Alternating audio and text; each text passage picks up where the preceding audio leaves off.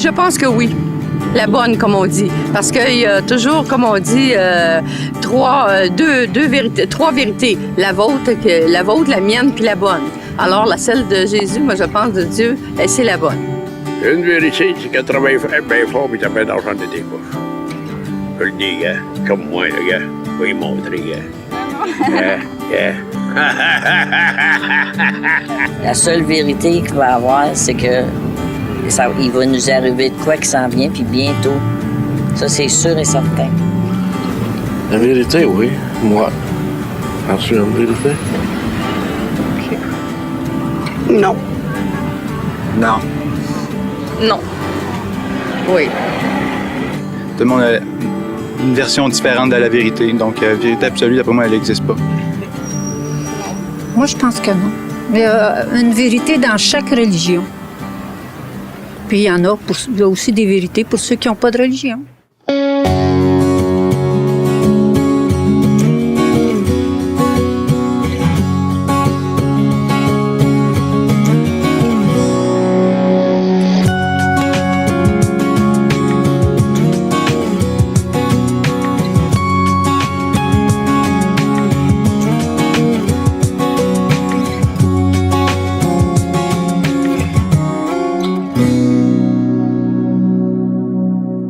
Alors François, aujourd'hui, en début d'émission, j'aimerais te poser une question très sérieuse. Ah oui? L'eau gèle à quel degré? En Celsius, 0. 0. Est-ce qu'elle gèle toujours à 0? Toujours. Si moi, je décide qu'elle gèle à plus 2, est-ce qu'elle va geler? Non. Donc, on pourrait dire que le degré de congélation, c'est une vérité absolue, finalement. Absolument. Qu'on pense que ce qu'on veut, il n'en reste pas moins que l'eau va toujours geler à 0 degré.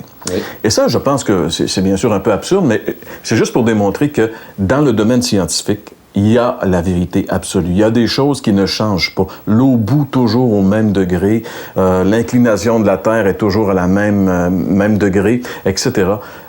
Mais quand on arrive dans le domaine spirituel, là, c'est comme si ce serait presque un péché qu'il y ait une vérité absolue. Tu sais, aujourd'hui, je veux dire, avec l'arrivée du Nouvel Âge, avec la percée de l'hindouisme de plus en plus dans notre société, le relativisme s'est installé. Et c'est comme si chacun a sa vérité, finalement. La vérité absolue, c'est comme si c'était un concept qui est en train de complètement disparaître de notre société. Mais ce qui me surprend, qui m'étonne, je trouve qu'il y a une dualité là-dedans qui est irréconciliable. C'est qu'on a les gens d'un côté qui sont rationnels, on leur cite la Bible, ouais, mais là, des preuves, ils doutent de tout. Et lorsqu'ils arrivent avec l'aspect de la vie spirituelle ou les vérités qu'ils ne peuvent pas vérifier, tout est relatif. Puis c'est le même principe là, que à quelle température gèle l'eau. Ça peut pas changer. Mais moi, je pense que la base, il y a une raison à ça, c'est que si la vérité est absolue, comme la Bible le dit, comme Jésus, c'est le seul chemin, vérité, seule vérité, chemin, la vie, bien, on est obligé de se soumettre à cette éventuelle vérité-là. Et étant donné qu'on ne veut pas de vérité absolue, bien, on affirme qu'il n'y en a pas. Mais pour de vrai, c'est très dangereux. C'est comme malhonnête intellectuellement. C'est comme si on file sur la route et puis on décide nous-mêmes quelle est la vitesse maximum. Si moi je décide que c'est 200 km, je vais rouler là. Je veux dire, ça va être catastrophique, ça va être le chaos. Et c'est ce qui arrive aussi dans le domaine spirituel aujourd'hui. Ouais. C'est ce qu'on constate dans notre société. Mais il y a une vérité absolue et dans cette vérité absolue, il y a bien sûr l'idée d'être réconcilié avec Dieu. Et c'est ce dont on parle aujourd'hui à l'heure de la bonne nouvelle.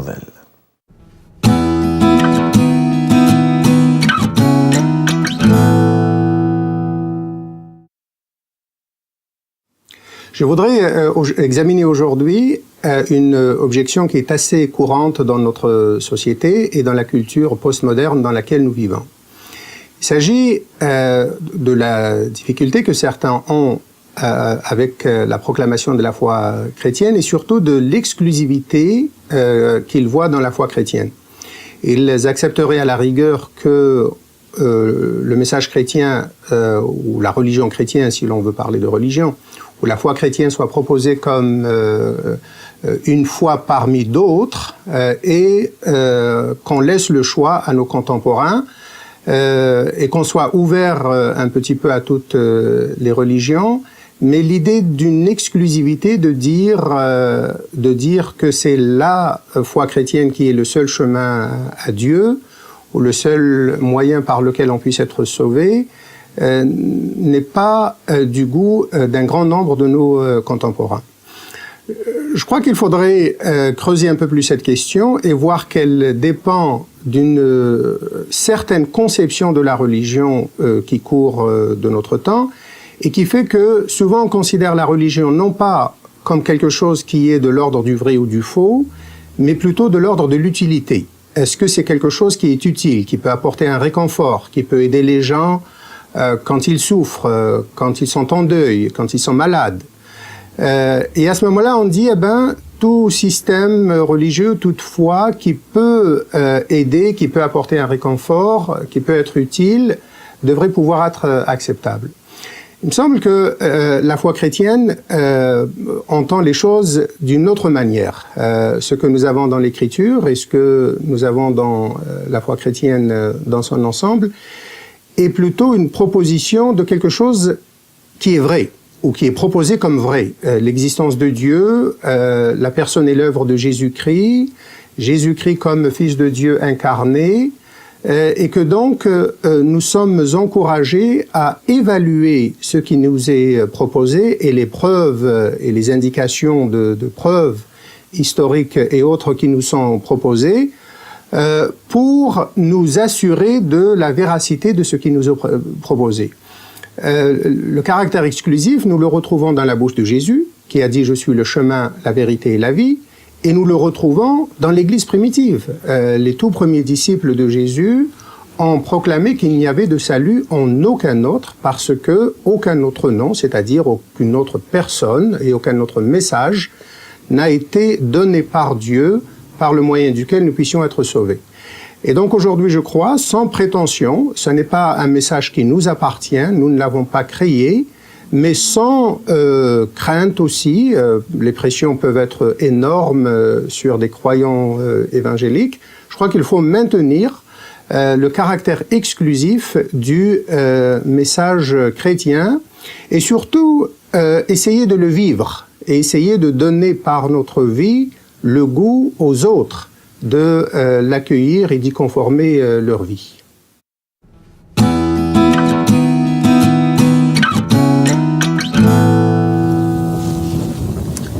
Je peux vraiment dire que je viens d'une famille heureuse. J'ai eu une jeunesse et une enfance vraiment heureuse. J'ai 2 bons parents qui sont toujours ensemble, qui s'aiment toujours. Puis j'ai une sœur qui est plus jeune que moi. Puis j'ai grandi dans une famille catholique pratiquante, c'est-à-dire que mes parents, eux autres, ils allaient, ils nous amenaient à la messe quand on était jeunes, presque tous les dimanches, je pourrais dire. Puis depuis que je suis petite, je m'intéresse aux questions d'ordre spirituel, aux choses étranges, aux choses inconnues. Puis j'ai toujours cru à l'existence de Dieu, puis j'aimais beaucoup entendre parler de Jésus aussi. Mais par contre, même avec ça, je pensais que Dieu était bien lointain. En fait, je pensais que Dieu il nous avait mis sur la terre, puis il nous regardait aller, puis il n'intervenait pas trop, il agissait pas trop. Puis j'ai grandi comme ça. Puis au fur et à mesure que je vieillissais aussi, j'ai senti une espèce de vide intérieur. Puis je me posais des questions existentielles que beaucoup de gens se posent, comme d'où on vient, qui on est, où on va, qu'est-ce qui se passe après la mort. Je cherchais des réponses à ces questions-là, mais vraiment de façon, pas de façon active, je dirais. Là. C'est quelque chose que je me posais comme question dans ma tête. Je réfléchissais à ça, mais j'en parlais pas vraiment à personne. Et puis, donc, c'est comme ça que j'ai grandi. Puis à un moment donné, j'ai fait mes études, je suis devenue infirmière. Puis un jour, j'ai quitté pour travailler dans le nord du Québec, à Coudjouac. Puis mon copain de l'époque, Thomas, qui est devenu maintenant mon mari, il m'accompagnait aussi. Puis dans le cadre de son travail, il a rencontré un chrétien. Cette personne-là, elle parlait à Thomas de la Bible, du Seigneur Jésus, du plan de salut. Puis Thomas a commencé à lire la Bible aussi. Puis il me parlait de ses lectures. Il me disait que nos péchés, mes péchés, que ce soit les miens ou ceux n'importe qui, nous séparaient de Dieu. Puis il disait que le moyen pour aller au paradis un jour, c'est seulement de croire personnellement et de l'accepter personnellement le don que Dieu avait fait pour moi. C'est-à-dire que le Seigneur Jésus était venu, le Fils de Dieu était venu mourir sur la croix pour effacer mes péchés. Puis il me disait ça, puis il me disait aussi, surtout, il me disait, mais crois-moi pas moi, crois ce qui est écrit, va voir dans la Bible, tu vas voir c'est écrit partout. Puis moi, je trouvais ça un peu trop simple. J'ai été élevée dans une religion où il faut gagner notre ciel. Alors, je lisais quand même la Bible. Puis souvent, je pensais à ça. Là. Ça me troublait même, je dirais. Je sentais que j'avais besoin d'être sauvée, mais je voulais me débrouiller par moi-même. Puis, entre-temps, on est revenu à Québec. Puis, on a eu un premier bébé, notre bébé Elliot. Et un soir de janvier 2017, j'étais toute seule avec bébé à la maison. Puis, c'était un de ces soirs où bébé avait une crise de colique assez épouvantable. Puis je me souviens, un coup qui était calmé, je me suis vraiment effondrée sur le sofa. Puis la télé était ouverte. Puis là, c'est vraiment la sensation de découragement, ce vide-là qui est venu encore me frapper très fort. Puis j'avais la sensation d'être perdue, je savais pas quoi faire. Puis j'ai beaucoup pleuré ce soir-là, mais à un moment donné, j'ai prié. Puis j'ai vraiment demandé à Dieu de m'aider. Je lui ai demandé de me faire un signe parce que j'avais vraiment, vraiment besoin de savoir qui est là, de savoir qu'il se soucie de moi dans le fond. Puis, à peu près vraiment au même moment où je lui demandais ça, de me faire un signe, à la télé, il y a une chanson qui s'est mise à jouer. Puis, c'est une chanson en anglais, puis le refrain disait « Don't give up because you are loved ». Ça veut dire en français « N'abandonne pas car tu es aimé ». Puis j'ai vraiment su qu'à ce moment-là, c'était la réponse à mes prières. Je savais, puis je sais maintenant hors de tout doute que c'était lui qui m'avait répondu. Puis j'ai encore beaucoup pleuré après, mais plus de soulagement.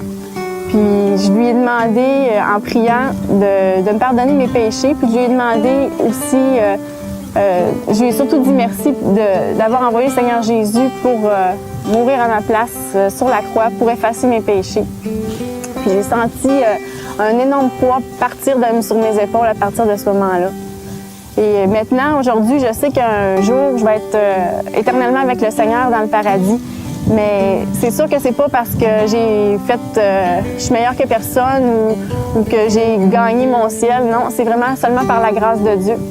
Puis, je me sentais vraiment perdue, mais maintenant j'ai retrouvé mon chemin. Puis il y a une parole qui, dans la Bible, c'est le Seigneur Jésus qui parle et dit « Je suis le chemin, la vérité et la vie. Nul ne vient au Père que par moi. » Puis ça, c'est une parole qui me touche vraiment beaucoup puis qui a beaucoup de sens pour moi.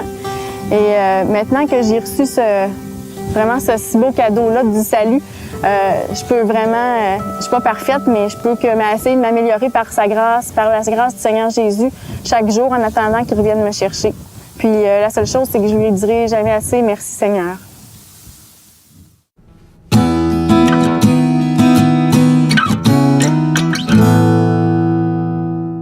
C'est en l'année 52 de notre ère que le grand aventurier intrépide et missionnaire, l'apôtre Paul, arriva dans ce qui était à l'époque la plus grande ville de Grèce, Corinthe. Une ville portuaire aux mœurs dissolues, dont la population importante oscillait entre les 700 à 800 000 habitants. Prenant son courage à deux mains, il proclama la bonne nouvelle de l'Évangile dans cette ville et, à son grand étonnement, une de ses églises les plus prolifiques allait y naître. Quelques années plus tard, probablement en 57, il écrivait une lettre à cette église, et voici un extrait de ce qu'il lui disait.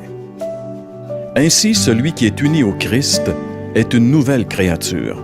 Ce qui est ancien a disparu, voici, ce qui est nouveau est déjà là. Tout cela est l'œuvre de Dieu qui nous a réconciliés avec lui par le Christ et qui nous a confié le ministère de la réconciliation. En effet, Dieu était en Christ, réconciliant les hommes avec lui-même sans tenir compte de leurs fautes, et il a fait de nous les dépositaires du message de la réconciliation. Nous faisons donc fonction d'ambassadeurs au nom du Christ, comme si Dieu adressait par nous cette invitation aux hommes. C'est au nom de Christ que nous vous en supplions. Soyez réconciliés avec Dieu. celui qui était innocent de tout péché, Dieu l'a condamné comme un pécheur à notre place, pour que dans l'union avec le Christ, nous soyons justes aux yeux de Dieu.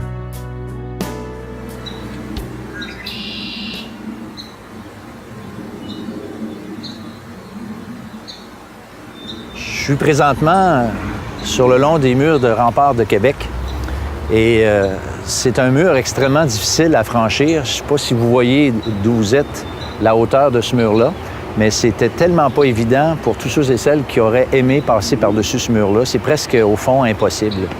En vérité, un peu partout dans le monde, il y a ces genres de murs qu'on appelle souvent des frontières. Et je me rappelle, qui se rappelle pas du mur de Berlin? Mur qui a séparé pendant des années la ville de Berlin en deux clans complètement isolés, ou presque en tout cas. Et puis, un peu plus récemment, il y a eu ce fameux mur entre Israël et la Palestine. Et puis encore là, ce mur-là, il fait souvent la critique de certains commentateurs parce que c'est généralement... On trouve ça aberrant de voir ces réalités-là. Puis, plus récemment, moi, j'ai écouté un reportage que j'ai trouvé super intéressant à Radio-Canada. Ce reportage-là, il parlait de la frontière qui existe entre le Mexique et les États-Unis. Et c'est un très, très long mur, pour ceux qui en ont déjà entendu parler. Et puis, c'est une frontière qu'on a augmenté la surveillance d'une façon importante. On a ajouté, je sais pas, je pense qu'on a doublé les effectifs humains pour la surveillance de ce mur-là. Et puis, il y a même un site Internet qui a été créé par les Américains parce qu'ils font littéralement participer la population pour que lorsque les gens vont sur Internet, il y a différentes caméras, puis lorsqu'ils voient quelqu'un, eh bien, ils peuvent le signaler de telle sorte qu'ils peuvent arrêter les personnes. Puis ce mur-là, donc, il est quand même assez hermétique, et puis c'est assez les gens qui sont de l'autre côté aspirent à une vie meilleure. Et c'est pour ça qu'on insiste beaucoup pour traverser, parce qu'en vérité, ces gens-là ne peuvent légalement passer la frontière. Puis à cause de ça, bien, naturellement, on essaye par des moyens détournés. En vérité, il existe entre nous et Dieu une frontière aussi. Cette frontière-là, elle n'est pas en béton, en pierre, mais elle est spirituelle. Et elle existe, en fait, parce que Dieu est un Dieu saint et que nous, on s'est détourné de lui. On n'a pas voulu, comme étant sa créature bien-aimée, marcher, j'allais dire, main dans la main avec lui, mais on a décidé de se détourner. Et ça l'a créé un peu comme des relations entre deux personnes. Lorsqu'il y a chicane dans la cabane, bien, c'est terminé. Il y a comme un mur qui s'installe entre ces personnes-là. Et c'est exactement ce qui est arrivé entre nous et Dieu. Mais contrairement aux murs et aux frontières dans ce monde, la frontière qui existe entre nous et Dieu, elle est 100% hermétique.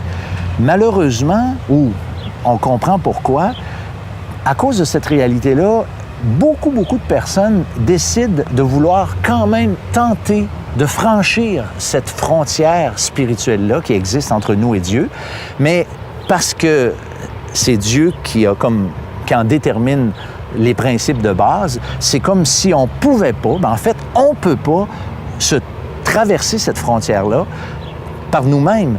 Et tous les moyens qui existent, que l'homme s'est inventé, comme la religion, la philosophie, puis toutes ces choses-là, ça peut pas... on pense que ça marche, mais en vérité, tous ces moyens détournés-là, ça marche pas. Un peu comme ceux qui sont à la frontière entre les États-Unis et le Mexique, bien, il y a deux possibilités. C'est de se faire pogner et puis d'être retourné, simplement ramenés dans leur pays d'origine, ou encore ceux qui réussissent illégalement de traverser ces frontières se ramassent avec le surnom qu'on appelle maintenant des sans-papiers. Donc, des gens qui sont là physiquement, mais qui n'ont aucun droit, qui sont pas là vraiment selon... ils deviennent pas, en fait, des citoyens américains parce qu'ils sont justement, précisément, des sans-papiers. Maintenant, moi, aujourd'hui, j'aimerais vous expliquer comment on peut traverser cette frontière. Parce que dans la vérité, comme ici, le mur que vous voyez, tout au fond, il y a une porte. Et si on essaie de passer par ici, c'est pas possible, mais il y a plus simple un peu, c'est d'aller à la porte. Récemment, moi-même, j'ai été aux États-Unis et je me suis présenté là et c'était tout à fait simple. J'ai donné mon passeport, on m'a posé une couple de questions, pourquoi j'y allais, etc., combien de temps j'allais y rester et j'ai passé. C'était aussi simple que ça. Mais en vérité, en ce qui concerne la frontière entre nous et Dieu, qui est 100% hermétique, elle a une porte. Et cette porte-là, elle s'appelle Jésus-Christ. Jésus, il a dit lui-même, « Je suis la porte ». Puis il a dit aussi, « Je suis le chemin, la vérité et la vie.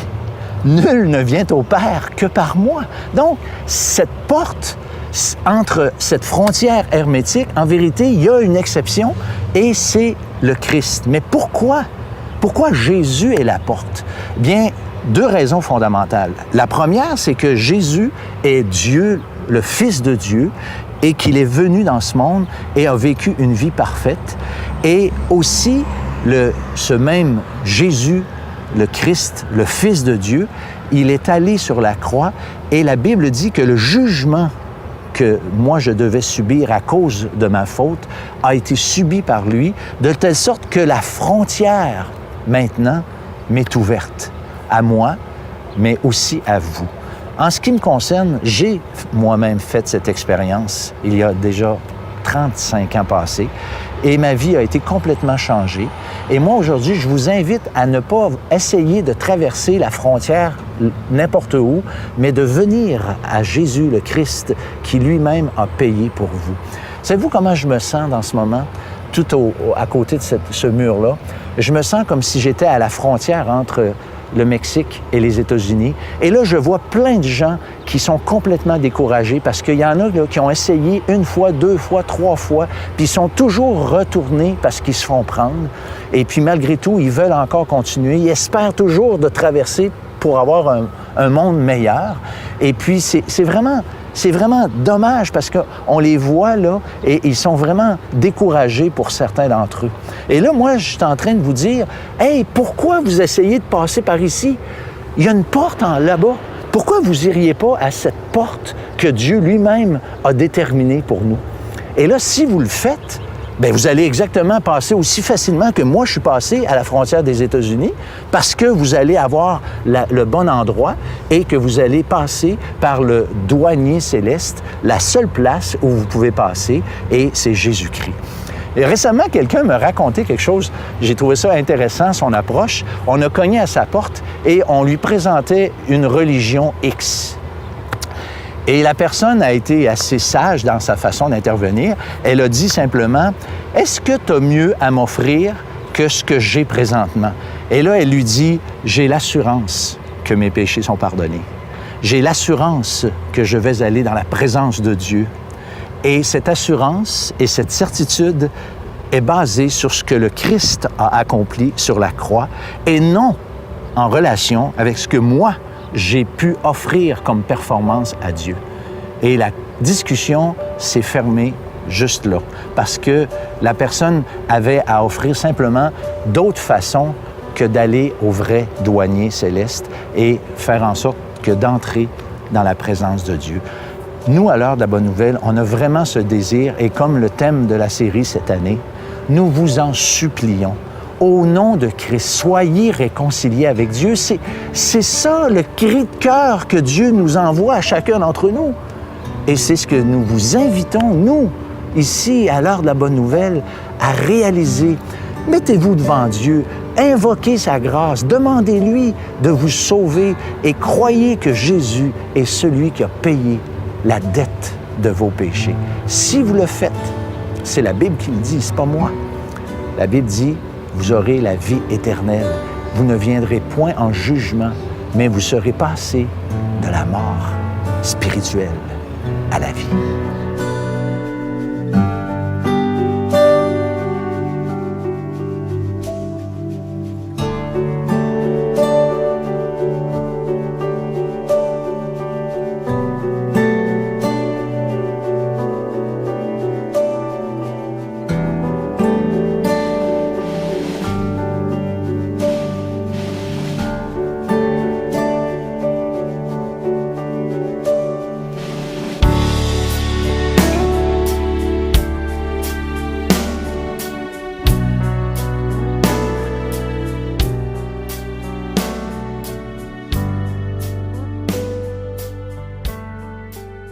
François, parmi les paroles que Jésus a prononcées, il y en a certaines paroles qui sont vraiment intransigeantes.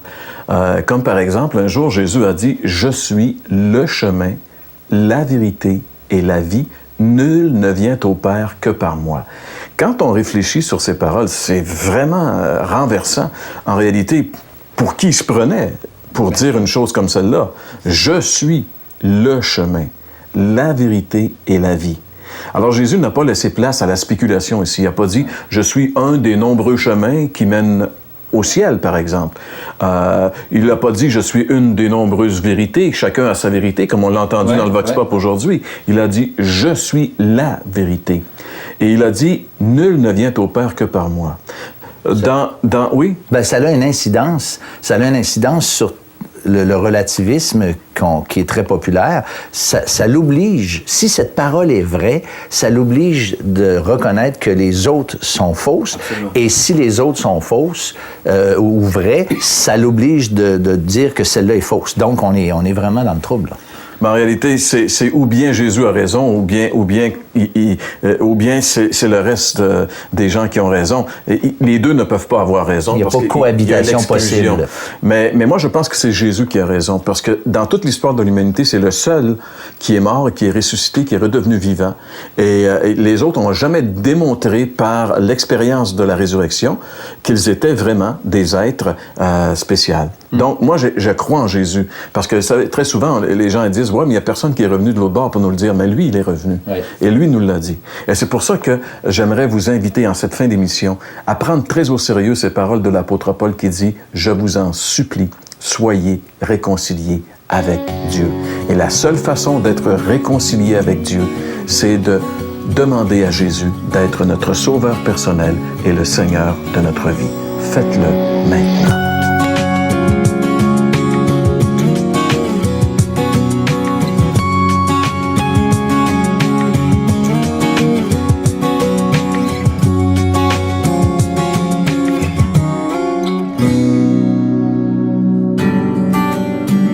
Nous remercions le Service d'orientation biblique de Québec.